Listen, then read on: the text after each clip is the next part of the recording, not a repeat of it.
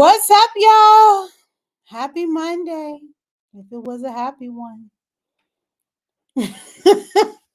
No, for real. I hope it's a happy Monday for y'all. But I have to be honest and just say today is not today. Today is not giving me all the feels and all the vibes. You see, I got my black on today. I'm a true Sagittarius with all of my black on today. Um, because I feel like today is not giving me the best energy. It is dreary outside. But she's trying. She's here. She's hopefully going to bring some fun, some information, some laugherization into your life on this Monday morning, wherever you are, whether it's gloomy or sunny or whatever. So, what's going on, y'all? How was your weekend? I hope you had an awesome weekend. I had an okay weekend. Well, I had a good weekend. I actually did have a good weekend. I did. I had a good weekend until Sunday when I got a numerology reading, and I'll tell y'all about that a little bit later. But so what did I do this weekend? On Saturday or on Friday evening, I was able to go and support Nisha Blackwell's glassware line launch. She's the founder of Knotsland, which is a business that makes bow ties. Oh, good. I'm glad to hear that, Francis. You run the kids mile, felt like the marathon. Oh, you did the kids marathon. Oh, that's pretty cool. I used to do that years ago with my kids. Haven't done it in quite some time, but I can't say I ever ran anything. It was like they ran and I just walked behind and just, supported them, sent them good energy from the back. So that's good. I'm glad to hear that, Francis. That is those are memories that your kids will absolutely always have, and they'll be while it may not be the best time for you, it will be something that they will remember. And ain't that what having kids is about? You do the things so that they can have memories that they remember. And I remember it too because I remember I saying to them, I your mother doesn't run. She's not a runner. I run if there's danger. I run if there's danger. I run if there's danger. If there's not danger, I'm walking forever. So yeah, that's that. But I had a chance to go and support Nisha Blackwell's glassware line. So I do want to show y'all her glasses. She has a line of bow ties, and she came up with this really cute glassware line. To accent it. And she also had earrings there. And I just found it to be really dope. I am loving seeing Black women entering into spaces where Black women are not normally taking up space. And so I'm like, if I see any Black woman in Pittsburgh, especially in Pittsburgh, because y'all know they only let us do about three things here, candles, shea butter, and clothes. So when I see Black women in our city going in unconventional directions, I like to try to go support it because I want to see those things bloom. And I'm thinking about something very unconventional that I want to do in my next leg of my career. And so I want to support other women that are doing unconventional things. So I'll show you. I bought one of the sets. It's like a little flute and a glass. And I don't really drink, like, I'm not an alcoholic beverage drinker, but I will be putting all kinds of water in here. Okay. So that was on Friday night. I had a chance to do that. And I'm actually going to the Pittsburgh Glass Center, which is something that I've been wanting to do a while. It really sparked in me that I want to do a date night there or something because it was really cool watching them make the glass, steaming it up in the fire. I mean, it was a little bit scary because I was like, I ain't trying to get burned or nothing. But I was like, I would definitely like to do this and learn more about the whole glass making process. So that was a good time this weekend. And then on Saturday, I actually took the Brown Mamas team and a few of our volunteers to over to Serenity Bloom to do a flower arrangement creation class, which was actually really dope. First of all, Brandy has really great energy and was a really great teacher, really patient with us, especially me, because I'm special and I works a little bit special. It took me a while to get all my flowers into my encasement, but I will show it to y'all. So I made this little flower. Y'all see it? I made this little flower arrangement at Brandy's Flower Studio on the north side. So it was really cool. And the ladies really, really enjoyed it. So, and I'm a flower person anyway. I've been an avid gardener. Well, not avid. I can no longer call myself avid, but I was an avid gardener for many, many years. Today, I am a stagnant gardener.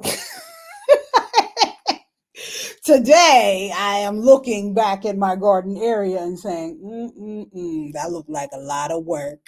Um, but maybe when the rain lifts, I found myself yesterday trying to go out and get them weeds out, but it was too much rain.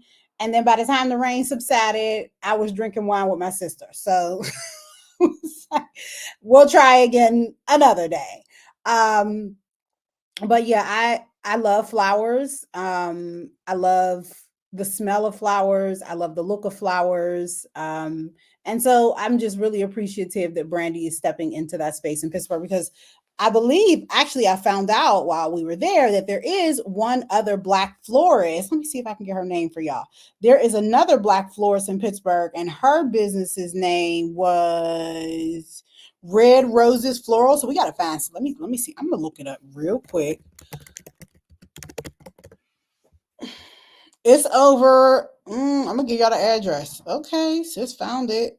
What's her address? Let me see if she got a bunch of flowers. I'm gonna have to actually go over here. It's on East Carson Street. Red Roses Floral. It's a black owned floral shop in Pittsburgh. So Serenity Bloom over on the north side, and then over on the south side you got Red Roses Floral. So if you want to go get flowers, if you're like me, pretty much every probably about 7 to 9 days, I buy flowers for my dining room table just because I like the smell of them, and I also just it brings some light to the house, especially in gloomy ass Pittsburgh where you be needing some light when ain't no light. You need to shine from the inside. So yeah, I love flowers. Let's support these sisters who are going into these unconventional spaces because they need us. But also just because for me, this is a way to ignite my own creativity, to go into spaces where Black folks are creating, where Black folks are doing things that maybe aren't expected of them, and to really just ignite my own internal creativity. So that was the crux of my week. I mean, those were the two really great things that happened to me this weekend that I really enjoyed. And yeah, so that was Friday and Saturday. Sunday I had my numerology reading, and we're gonna talk about that in a minute. We're not gonna talk about that right away. Let me follow the schedule. First of all, let me just make sure I have everything okay, because sometimes I be getting off a track and I be trying to stay on.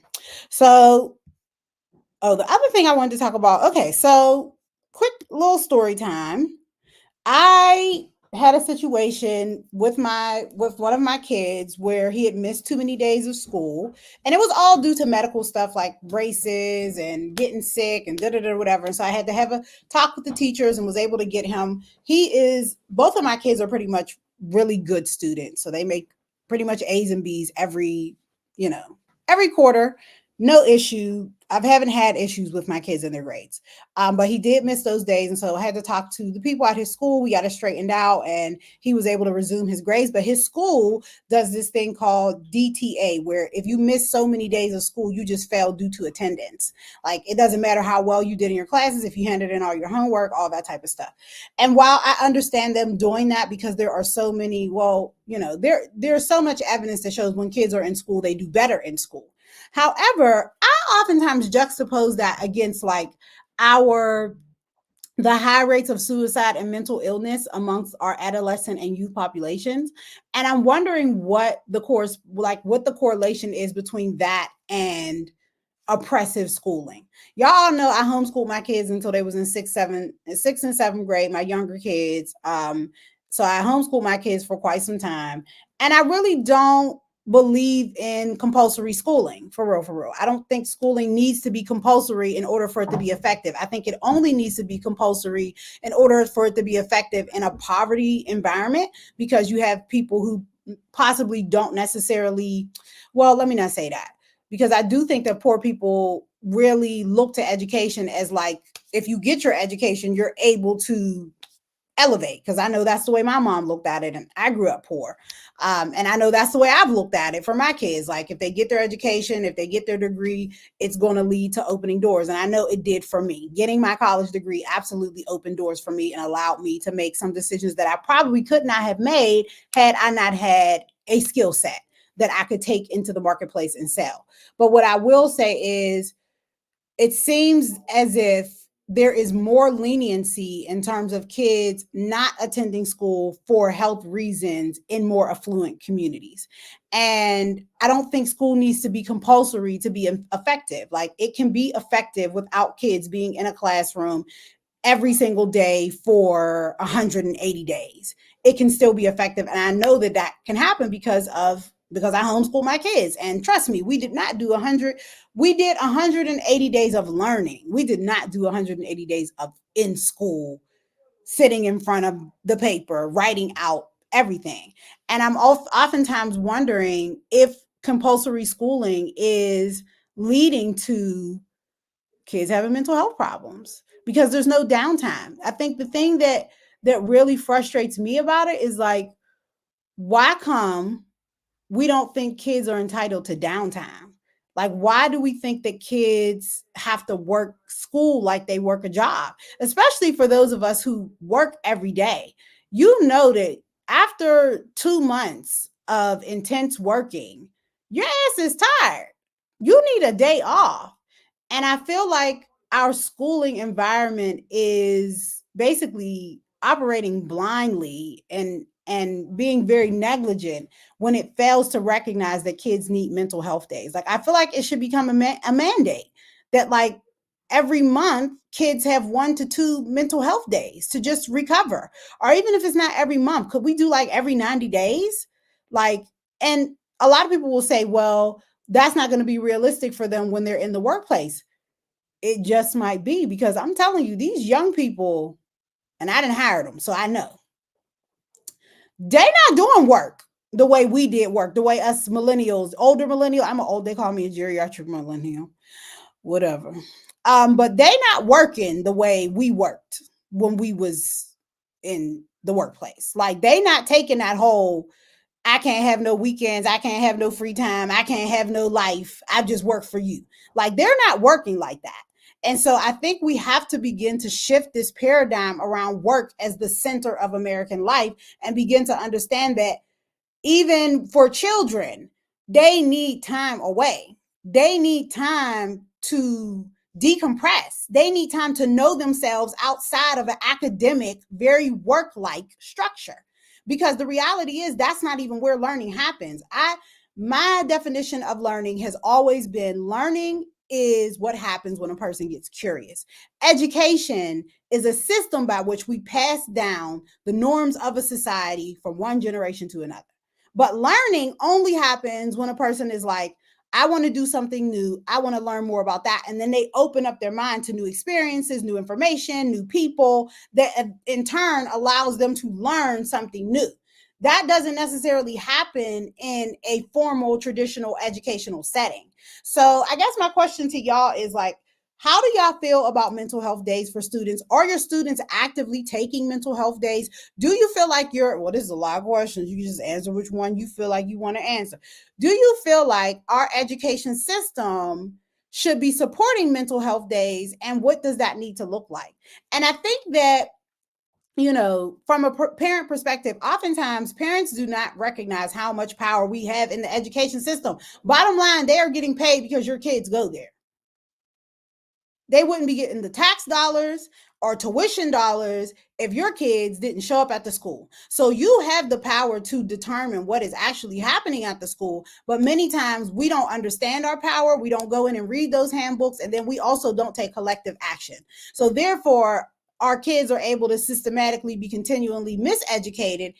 And on top of that, the teacher bodies, which in Black communities are most of the time overwhelmingly white, and also overwhelmingly not from our communities. These teaching environments are then able to create policies that they think would work for their kids, but damn sure don't work for Black kids.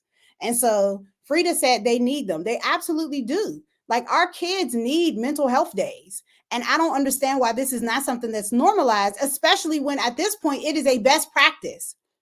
At this point in American society, having mental health days is becoming something that is just a best practice, especially with all this evidence coming out showing that Black children, Black youth, Black adolescent, Black teenagers, Black college students even are more likely to commit suicide, are more likely to have mental health issues that cause them to have to take long periods of stay, are more likely to be parented by parents who have mental health issues. Because, like we all know at this point, like Joy DeGruy said in Post Traumatic Slave Disorder, when our ancestors walked off those plantations, there was no therapy. So, for many of us, we are first generation getting therapy in our families. We are first generation actually recognizing I have a mental health problem, I have some trauma, I have some mental health, maybe cycles that I need to address. And so, given that, if we're now figuring that out while we're simultaneously raising children, it's like, come on, schools. Y'all gotta know that everything at home may not be what it looks like for Mr. Timolowski's kids in his neighborhood. And so why are our schools not being being responsive to what the news is saying, to what studies and research is saying, to what parents are showing them, by making sure that, and I understand a lot of times schools be like, we could do it in-house, but let's keep it all the way 100. The in-house stuff is great, but if it's not translating to actual habitual changes at home, it's not going to be as effective. That's one of the things that you learn as a homeschooler, is how powerful homes are in terms of the education, in terms of education. So I think that I think as parents, we really have to begin to get these administrators in these schools, to get the teachers in the schools, the teaching, what do they call themselves? The teachers union and all these folks, to really start to be responsive to not just what they think are the needs of the children, but to what, like, we know as the parents, as the community, as the caregivers, is what our kids need in order to be successful. Because one of the things I know for sure is that I can look in my kids' faces and tell when they're just beat down from school and they just need a day off. And because my kids were homeschooled, they'll come to me and tell me, like, Mom, I'm just tired. Like, I need a day today. I'm just tired today. So we need our schools to begin to make space and room for that. Ezra D said 100. Thanks, Ezra D. I agree. Thank you for agreeing, because I'm at the point now where I'm just like, this is something I have to find a way to advocate for. Because even though, like, I was able to get everything situated with my son's, because he was out for medical reasons, like he had braces, he had the flu, then had an allergic reaction. But the response from the school was like, some of these things are not excusable. And I'm like, how are we in an environment, how are we creating schooling environments where basically children are not looked at as humans? Because that's what it feels like to me. Like, it feels like children, like, a lot of times adults are not humanizing kids. They are seeing kids as, oh, well, that child has a lot of energy and I need to prepare this child, and not realizing that the child is actually a human being. And that the same way you get exhausted, the same way you get, depleted, the same way, and especially if the child is an introvert. Can you imagine listen, this is why I hated school when I was growing up. When I was growing up, I didn't go to school. I'll keep it 100. I skipped as much as I possibly could, because I was an introvert and I didn't like being around all them people all the time. It was sometimes insufferable. So I'll just leave. I'm out. Deuces. And so we want our kids to go to school, but we have to understand that every kid does not work the same way. So I wanted to talk about that. I know that was a little bit serious, but I wanted to talk about that because I'm like, I feel like it's been said a million times, but I'm hoping to inspire whoever is on here to, like, take some action in your life for your kids. Like, stand up for your kids when it comes to them being able to put their mental health first, because we're the ones who have to teach them that ultimately. Like, we're the ones that have to teach the kids to do that. And we teach them to do that when we advocate for their mental health within schooling environments, within sports environments, wherever. Like, it doesn't just stop at the school. It's after school. It's sports. It's all the extracurricular activities that our kids are in. You got 5 extracurricular activities and you got to go to school every single day. That's a lot. Unless you are a super high energy, type A personality extrovert, that is just a lot. So that's that. Now, speaking of super high energy, I'm scared for Drake this morning, y'all. I, so when I listen, first of all, we in the kids business right now. I know we in the kids business because I'm grown. And quite honestly, Normally, I would not have paid this no damn attention. Oh, let me see what SG said. She had a comment. I want to read it. I pulled my younger kids from school because his teacher had called me and told me he looks at her like he wants to kill. Oh, Jesus. Let me take that down. That was a lot. All right, SG. I'll come back to that comment because listen, that was a lot. Um, mm, I don't know where you're tuning in from, but I ain't putting your business out there like that.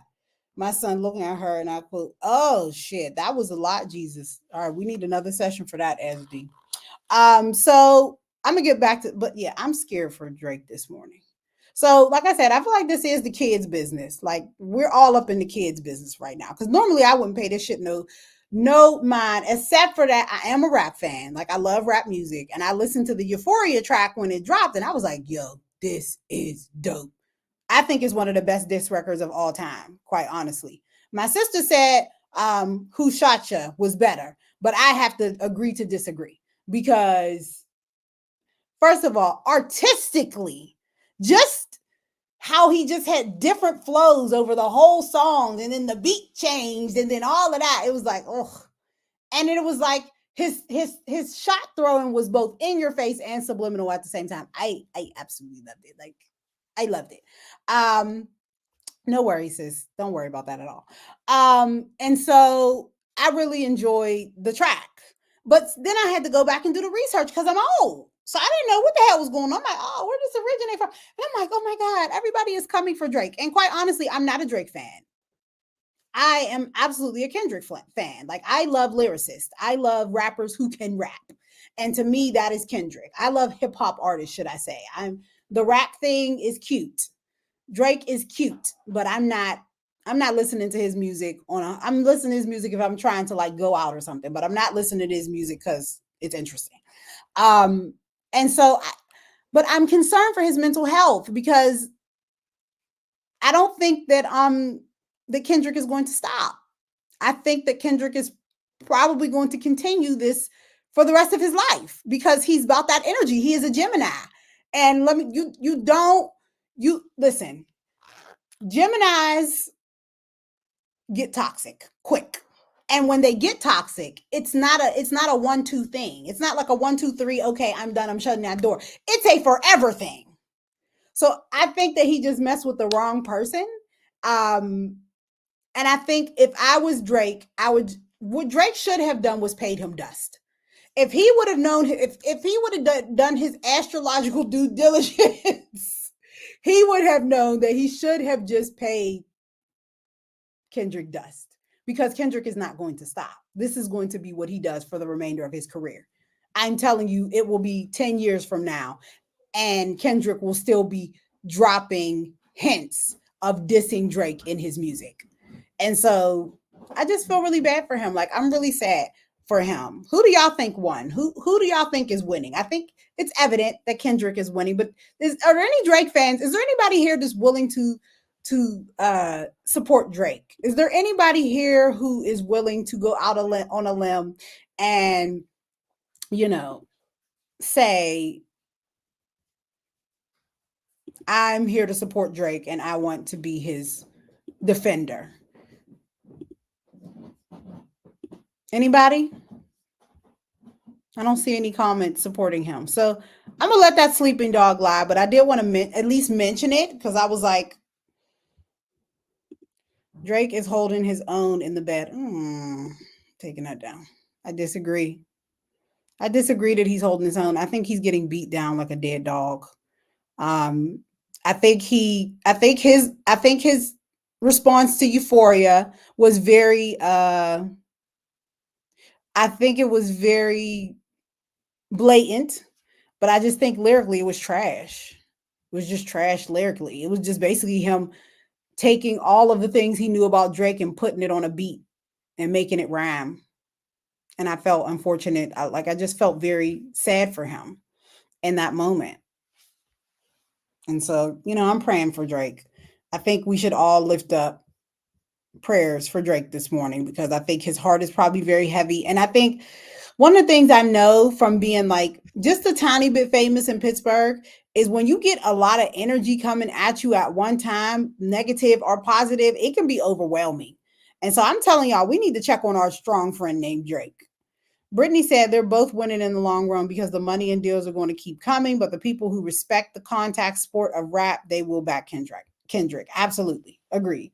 And I think I don't know. See, the only thing I would say, Brittany, is that I don't know that the money's going to keep coming for Drake, because this is the thing. Rap is a sport where you have to demand respect, and I don't know. I'm interested to see how much, but he is Canadian, and I guess maybe there are different rules for him. Could there be different rules for him? My husband said it's good for the culture, though. At least they have all stated it won't get violent. Yeah, true. And it is good for the culture. I will say that, because we haven't seen a a beef like this in a long time. And I'm actually looking forward to the tracks every time they come out. So I'm highly interested. And like I said, we're messing around in the little kids business, because normally I wouldn't even go into this space. But I'm in it because I want to hear the tracks. So she's here for it. She's definitely here for it. Okay, so yeah, that was, I feel like I'm going to continue to tune in, and I'm going to continue to watch and see. You know what I'm saying? I'm going to watch and see. So, I told y'all a few weeks back that I am doing my very first numerology class. Or did I tell y'all that? Oh, Kia says she's bumping Drake still. But no, I'm not playing. You should. You absolutely should. I feel like we all should. Okay, so this is what we're gonna do so that we can make it fair. Everybody this week has to take at least one day and listen to some Drake songs. So that way we can send Drake some positive energy. Oh, and so Ye has jumped in. Yes, I seen that. We know J. Cole started it, and then we know Rick Ross was in it, and now Ye is in it, and Future is in it, and Metro's in it. And I think they're all going after Drake. This is why I'm saying we need to send him some positive energy, because I feel like Drake may do something, because it's bad. Like, it's just bad. And absolutely, Kendrick is for the culture. Like, we are, like, we feel that. We feel that energy coming from him. My poor guy. I'm just going to send him some positive energy. So, all right. So I told y'all, well, first of all, I had let me find it. I got to find something first, because I want to share this flyer with y'all. But I told y'all I had a numerology reading on,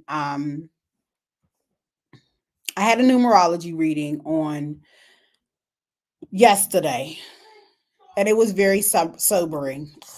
Sometimes I get them and it's great, and then sometimes I get them and I'm like, I know. So I've had a numerologist. Um, I've had the same numerologist for probably about going on like 8 years, and so she knows me, and she knows all my business, and she predicts things for me all the time that I don't want to hear. But I keep going because numerology is such a great guide for just understanding what energy is going to be supported in your life and what energy is not going to be supported, or what behaviors or activities is not going to be supported in your life. And so that's why I love it. But I wanted to share with y'all, I got two things to share with y'all, that I am doing my first. So y'all know, if you follow me on social media, you know. If you don't, then you might not know. But I have been studying numerology, tarot, astrology for just about a decade now. I've been studying it. And people always ask me to do readings for them because I'm always talking about it. And plus, if I meet you for the first time, I'm going to run your numbers in my head, because it's just what I do, because I want to know, like, what is the energy between us. And so I've been doing this for a long time. And my girlfriend Stacy, so if y'all know the Encore Event Studio over in the West End, she has had that studio for, I think, more than a decade. I want to say 14, 15 years. And she recently decided to rebrand it as a studio, as Balance Studios, which is basically a place where you can go, you can do yoga, you can get Reiki, you can do line dance classes, and now you can also do numerology there. But so she asked me to come and look, it just went right over top of my face. Is that even fair? Let me see if I can fix it. Nope, it said if I'm putting it, that's where it's going to be at. So I'm going to, let me do something different. If I do that. But anyway, I don't care if it's over top of my face. Y'all just going to see this for a minute. So basically, I'm going to be doing a class, my very first numerology class. You can go to liveleadsucceed.com/events to learn more about it. It's going to be called A Day of Balance, and I will be there with two other women. Lee, who is going to be doing her, it's like basically a belly dancing class. And then Farmer Girl Ab, y'all know Farmer Girl Ab. She does all the health and wellness stuff here. She has a farm. So she's going to be doing us some, she's going to be providing some food as well as giving us some nutrition details about feeding ourselves during these summer months. And then I will be doing my numerology session. And so the session is mostly just going to focus on helping you demystify what energies are. A lot of people, so people have been texting me and saying, is this class going to teach me how to figure out why I keep seeing the same numbers over and over again? And I will say yes. So the class is going to focus on helping you see your life's path with clarity. That was one of the things that numerology did for me early on, which is why I kept doing it, was because it gave me such clarity about my life path. Like it gave me so much clarity about really what I already knew I was supposed to be doing in my life, but could not confirm for myself. And so it just helped me to confirm that. And then in addition to that, I get a numerology reading done pretty much every 6 months to make sure that I am not even really to make sure, really to just affirm what I already know about where I am going. And so I'm always looking for clues that, like, okay, this is lining up the way I think it's going to line up, or is this leading me down a more disagreeable path? I'm a person who doesn't necessarily believe in like it's the wrong thing. I believe there are certain things you can do that are agreeable to your life path, and then there are certain things you can do that are disagreeable that may take you down a longer road. But either way, you're going to get there anyway. And numerology just helps you to demystify the numbers on your path. So you use your birthday, you use your name, and there's other things that you can use to really just kind of understand who you are, what path you're supposed to be on, and whether or not the energies around you are going to support what you're actually trying to do at that moment. And so I love numerology. And I always tell people, because a lot of people are scared of it because they're like, is this going to make me not a Christian? No, because you can't pray to the numbers God. Like that's just not. God is God. The universe is the universe. There is a force that is behind us all that's pushing us forward. But you can use numerology as a tool in your toolbox to help you demystify yourself to yourself. And so that is why I love it. The journey is the journey. Clarity is very important. Absolutely, Takia. And that's what I use it for. I use it to give me clarity and to affirm myself to myself, quite honestly. So if you are a person who is interested in that, here, let me go back here and put a little banner up. You can go to liveleadsucceed.com/events, and you can come to the class and I will be there, and I will be teaching a class on numerology and teaching you how to demystify yourself to yourself using numbers, which are some of the most accessible things we have, the most accessible to us to help us get clarity in our lives. So I hope to see y'all at the session. And if I don't see you on the session, I'll see you here next Monday for Mondays with Muffy anyway. But it's on May 18th. So I am looking forward to meeting with y'all. All right, y'all. So I hope your morning so far is off to a good start, and I hope that I hope that this is helpful for you. I hope that this is helping you to have a happy Monday, because I absolutely needed this. Like my energy needed this, because I did not, my Monday when I woke up this morning, I was like, she'd rather go back in the bed. But y'all know every Monday we have a guest, and our guest is here. So I'm really excited to introduce y'all to her. Her name is Tracy Collins. So I'll just, first of all, sis, are you ready to come in the feed? Give me a little hands up if you are. Okay, I think she is. Uh, I'm good. Hello. How you doing, Tracy? I'm good. How are you? Good. Thank you for coming on the show today. Thank you for having me. I'm glad we can make it work. Yes, I'm glad too. Well, Tracy is it okay if well, we're gonna talk about it anyway. She's in Mexico. So y'all, she's on a whole nother time zone. She absolutely did us a favor by coming here and being here with us this early for her, because it's early for us, but it's super early for her. But I started, so Tracy, to be honest, I really just recently started following you within the last 6 months. So I Okay. seen when you did your whole transition away from the National Doula Association, and I was enamored by it, because I was just like, this is first of all, you left your business at a time when that business is booming. Like it is really now becoming mainstream. So you did a lot of uphill work, I'm sure, to even get it to the place where it is. And also just thinking like how pivotal of a role you likely played in getting the industry to where it is. And the sister left the business and then basically was like, I'm going to live my best life. And I was just like, number one, why am I not there? Why have I not gotten there yet? And then number two, I was just like, I want to know how she did it. Like, I want to know. So I would love to talk to you about that part in your journey. So, first of all, tell us about the work that you did to get this organization where it is and why this was the time. Like, why was right now the time? Well, I had spent 23 years in the industry. And so I started out in the field in the year 2000 after I had my second child. And I started out as a doula. I transitioned into midwifery. And I was always the only Black girl in those spaces. I'm from Oakland. So even in what at that then time before gentrification, being a diverse area, I was still the only Black girl. And then from there, I transitioned into midwifery. I caught, Black and brown babies with my hands, but I studied apprentice and practice and all of the things. And I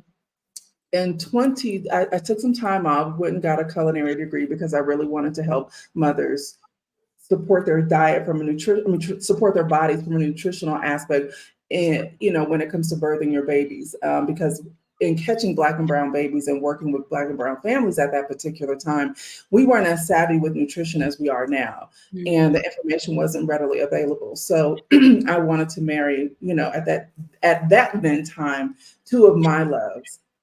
And so I took some time off after I did that, had a third child, and in 2012 I came back into the field full time, and I was doing like 60 births a year, 5 births a month. And then I was also third party encapsulating placentas, at least 5 to 7 additional clients a month. Wow. And my business in Oakland, just skyrocketed. And what I did was I took some time, I took what I knew as a midwife and brought it back into the doula world. And it's simply because I decided not to. I met all of my requirements, met all of everything for my exam. And I was like, I'm not going to do this, because at that particular time, there was a white presenting Latina whose one of her clients, the baby had passed away. And I said, if you guys, the white midwives in the Bay, we're not going to, they didn't support her at all. They didn't rally around her or anything. And they really ousted her from the birthing community as a professional. Wow. And so I said, well, Matt, I don't know if I can cuss, but I said, imagine if y'all did that to her, imagine what you would do to my Black ass. So, and being a mom of 3 children, small children, and pretty much a single parent, I was like, yeah, I'm not going to do that. So I took everything that I knew as a midwife, I brought it back into the doula field, and I applied it there. And my babies were coming out, 6 hours after they hit active labor, completely natural. And doctors at Stanford, doctors at, hospitals in the East Bay were like, what are you doing to these patients? Like, we love you. And how are you working with them so well? What do you know that we don't know? And I was like, just just get the baby out so we can all go home. Don't worry about it, because you're not going to take the time to know what I know. Right. In 2016, that's when the Black maternal death rate started to really make noise. And I said, I don't know what I'm going to do about this, but I felt a calling at that particular time to do so. And I left Oakland, moved to Atlanta, and in 2017, October 25th to be exact, I launched the National Black Doulas Association. And what I did was I just simply created a space for us that did not exist. All everyone knew was the white folks over there, with the white centered education and practice that had nothing to do with us, but it was okay to take our Black dollars. Right. And but we were the ones that were being affected from Western medicine, and we were the ones dying. Black maternal and mortality and morbidity was on the rise, and people were starting to make noise about it. So after 17 years already in the field, I applied everything that I knew. I had been making six figures. I didn't understand why Black birthing workers weren't making six figures. So I started telling everybody what I knew. I started then teaching everybody what I knew. And, it was able to grow to what you know of it today. And last year in 2023, I sold the company. You never want to sell a company on a decline Right. because you're not going to get its full value. So for me, I sold it in 2023, but for that was also 23 years of me being in the field and giving my life to other people. And what was happening was, I didn't have any time to take care of me. My health was suffering. I wasn't happy. I wasn't sleeping. I was stressed out. My blood pressure was on the rise. I've always had great blood pressure. It's like, wait a minute, something isn't right. And I would always tell people the NBDA was never about Tracy. It wasn't. It was meant to do what it's doing now. It was never about me. Well, this stage in my life is about me. Right. So I left. I mean, I sold it. I sold it to the perfect person. Brandy had been a member since inception, and she's doing phenomenal over there. She knows I'm here. If she needs, the tap in, I only tap in specifically with her. I don't lend anything to that field because I gave enough of myself. I Right. gave my entire adulthood. And so the next chapter in my life is doing what I do now. So yeah. Like, hmm. So let me ask you, this is both a question that I'm asking for myself and maybe for the audience, for a woman who's out there right now who's like maybe has a very similar story. Like what were your key signs that like, okay, it's time to make my exit? Stress. Stress, yeah. And also, just because you create something for your people doesn't necessarily mean that they're going to appreciate it. There's only going to be a selective few that do. I mean, granted, I was able to, like, I was at that particular point that I sold the company. We had created a program, for Morehouse. Morehouse trained. We trained their first doulas there. Walmart, we were partnered with Walmart. I had a line and mass great partnerships, always getting calls from Medi-Cal from different divisions in different states. And then also, other national insurance companies. And it was doing what it was meant to do, but I wasn't happy. And I just believe that Black women have been taught to give themselves to everybody else at the sacrifice of themselves. And I didn't want to be that person anymore. I wanted to put myself first and be the possibility of. So in 2023 was a year of transition for me. I sold my house, sold my business, left the country. I was like, I'm divorcing every way that you guys said I need, every box that I needed to check because I was miserable. Mm, mm.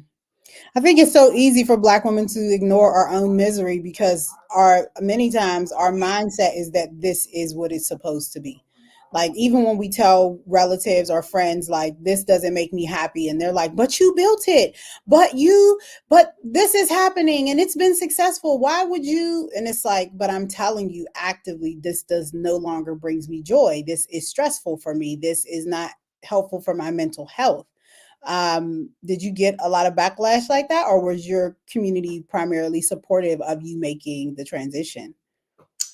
The only ones who really knew that I was making the transition, well, the way that I worked, if I told anybody in the industry, I made them sign an NDA first.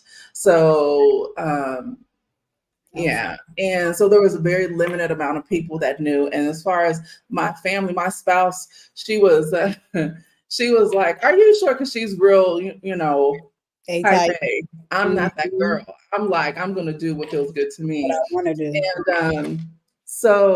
But once people knew that I was serious, I didn't care what they thought because nobody was sitting in my seat and making executive decisions all the time. I got tired of operating in my masculine energy. Like I'm Mm, a Libra. We love beauty. We love mm, aesthetics. you Yeah. know, and I have been operating in my masculine energy, raising children, birthing, being a leader in the industry for so long, and then creating the company. Like, I want to be soft and pink as much as I can be, you know, and I want to say yes to myself. And I had other dreams that had yet to be fulfilled. So, you know, yeah. Mhm. So Tracy, why Mexico? Why did you choose Mexico? Oh my God. Why not Mexico? Right.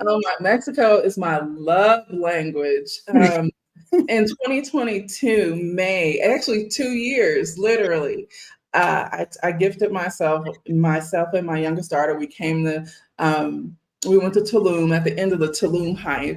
And because I Mhm. was there from Oakland, what the hell? Like, Mexico's down the street. Why are we going Right. to Mexico? Like, what the hell is a big deal? Like, you don't go to Tijuana, you don't go to Ensenada, like, you don't go, like, that's how I grew up. And I grew up with Mexicans like my entire Mhm. life. Um, and so I'm like, what the hell is the big deal? But a really good friend of mine, she was like, and she's in the birthing industry still, and I don't know how she does it because she's older than me. And she was like, Tracy, you need to go. You need to go. And it's like seeing all of social media. So I booked the trip, a 5 day trip to Tulum in Atlanta. You know, it's a hop, skip, and a jump away, direct flight, less than 2 hours, $100 and something round trip nonstop. And I was like, let me go see what this is about. Literally, the moment I landed, I was like, oh my God. Right. It was nothing of what we were sold and told. The Mhm. people are amazing. And by day 4 of that day 5 trip, I said, I'm moving here. Hmm. And now that's when people thought I was crazy. Like, that's when they were like, what's wrong with you? But Yeah, I took yeah, my first solo trip ever last year to Mexico, and it was so peaceful. Like, yeah, well, you know, when you leave the country, when you leave the United States, there is just such a, it's like a energetic shift. It's a paradigm mhm, shift. It's like it's just different. But I do yeah. think Mexico has something.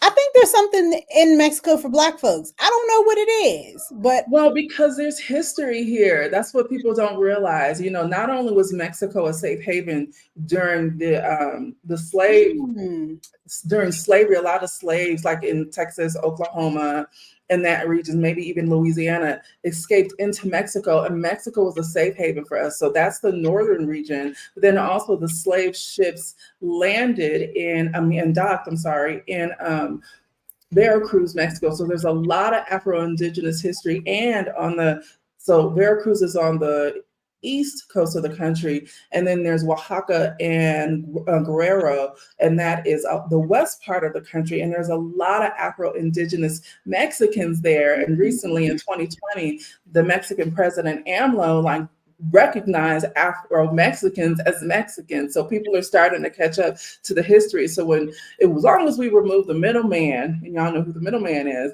Mexicans and Black people love each other. They really do, especially the Mexicans here in Mexico. They're very different from the Mexicans in the States because they tend to acquiesce towards the dominant culture. mhm. But the Mexicans in Mexico, they like, come in, let me show you, Right. welcome home, my sister. Like, we love you. You guys are beautiful. It's all of that. I love it. What is so right now, as you have like you are officially cut off, you are living your best life in Mexico. Like, what is fueling your creativity right now, and how are you like coming back to yourself? Ooh, that's a good question. What I what I prayed for, there's several answers to this question. I prayed for a community of Black women, and like, I know the community in Atlanta, and there's a lot of superficiality there, and I don't roll like that. Again, I'm from Oakland. What you see is what you get. And so I don't I can't deal in, people who are not authentic. So I pray for a community of Black women. And when I tell you, there's so many Black women out here who are thriving. Mm, So I was blessed to be embraced by other Black women just throughout the country, because we have traveled to 9 different cities in within Mexico before we settled in San Miguel de Allende. Um, that part has really helped me. Getting Now I'm able to really birth the things that I love. Like, I've released my book last year. So that part is thriving, doing well. I got called to speak at not Stanford, Berkeley, UC Berkeley in March at the 39th annual Women of Color Conference. So I'm moving into the speaker realm, which is where I want to be anyway. um, like pay me for what I know, because I know a lot about us and our journey. And I also have forged ways, and I continue to just kind of listen to us and our stories and tell our stories. And then also the things that will always remain the same. I will always be a women's health expert. That you can't take that away from me. And so I work with women privately in the wellness aspect, also in group coaching. And then I'm a business baddie. So I also help women owned businesses either scale up or scale out because I've done both. I love that. Tell me more about the scaling up and scaling out. Like, what, number one, who are these women that need this type of help? And then how do you help them? So I have a digital marketing agency, and it's Tracy Collins Marketing. If you not Google, if you type it in, it'll come up, tracycollinsmarketing.com. But embedded within that is helping them with their branding, their marketing, their infrastructure, business coaching privately if they need it. And as far as the women who, it's more new entrepreneurs, solopreneurs, people who are burnt out or need a different angle strategy about how to get their business seen and out there. Gotcha. And what is, I know you already said what is your next step, but like in terms of the entire, well, I guess maybe that's more of a personal question than it is like an entirety question. Like, what is your dream for yourself right now that you're holding on to? Um, it's a lot. It's a lot. Peace. My life is slower now. Mm. Um, that anything that I call in is meant for me. I'm a huge manifester and have always been once I learned that part about me. So I'm very intentional about how I move, what I call in. I'm okay to eliminate stuff. I believe in helping people pivot, helping women pivot, helping Black women pivot, primarily because I am one. And I think it's essential because we've been sold into this society that does not embrace us the way that we need to be embraced. Mm. And so for myself, to continue to see the world. Like in the morning, I'm leaving to a different part of Mexico that's on the border of Belize. So I'll be in Bacalar tomorrow. I think we're gonna be in Zihuatanejo next month. So I'm seeing other parts of the country. Now I can just travel for free now that not for free, but freely. And now that we have, transitioned our home base, now we can see the world. And like I'm a recent empty nester. So now I get to not be worried about nobody else and really have sex with the door open and Right. listening and here. I don't have to put my face in a pillow. Yeah, so I continue to give the parts of me that I love, which is speaking to women, empowering women, being a women's health expert, and then also like stepping on stages and sharing what I know. Right. We have to definitely have you next year for Brown Mama's weekend. So I'm gonna be calling on you. We already booked our speakers for this year, but I would love to have you for that. And I'm going to keep watching. I want to read some of the comments that came in. Takia said, when the sacrificial offering of the Black woman then becomes the altar, freedom, peace, and love is the outcome. Completely agree with that. And then Brittany said, wow, when was the last time it actually made you happy? I think you already answered that question. But yeah, this was very helpful. Is there anything else you want to leave our audience with, Tracy? Um, I don't know. I'm a firm believer that we need to take inventory of our life Mm-hmm. and make the necessary adjustments and changes that are not serving us. And it's okay if you initially thought it was, or maybe it was at a certain point in time, but it's no longer. I completely believe in the power of the pivot. That is really what I am coining my work on, and in being like us embracing the power of the pivot, because there's so much empowering that happens in that rebirthing stage of who you are. Um, And so I just think we just need to let go of, because life is short. It may seem like you're climbing an uphill battle made of sand sometime, but you're worth the risk. Well, I guess then I have one. You brought a question to my mind because as a person who is in the pivot space right now, it is so scary because, like you said, it's like you get to a point where you realize that what you have now, you actually did want it, especially when you're an entrepreneur and you've been building it. So you're like, Mhm, I did want this at one time. I just don't want it anymore. How mhm. did you overcome the fear when you were in that space of pivot? I love fear.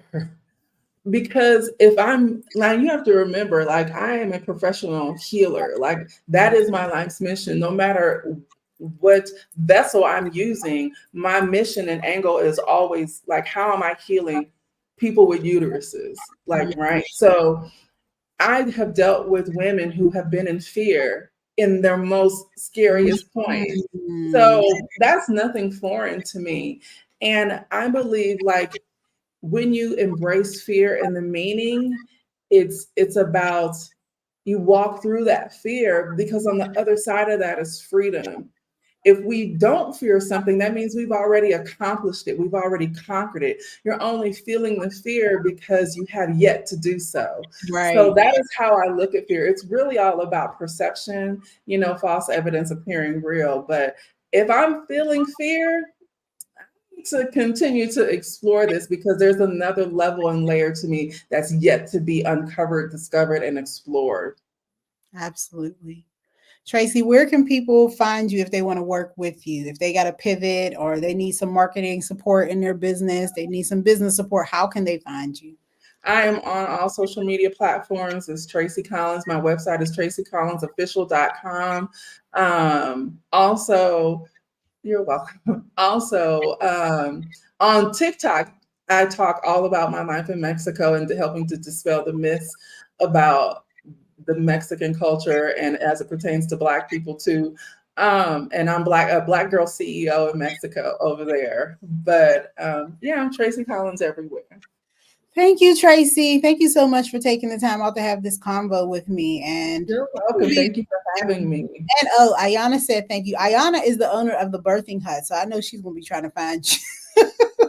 I mean, I don't know. I thank you so much, Ayana. I wish you well on your journey in your business. Yeah. But remember, it's like you are not that business. Mhm. You are Ayana first. Girl. Anya. Is it Anya? Anya. Yeah. Ayana. Her name is Ayana. Oh, Ayana. Okay. Yeah. Yeah. Yeah. Thank you, Tracy. We appreciate you. Hopefully we'll be seeing you Thank next year. you. Thank you so much for having me. All right. Have a good You morning, sis. Get some rest. too. All right. Bye. Peace. Oh, y'all. First of all, let me tell you how long I've been stalking that woman.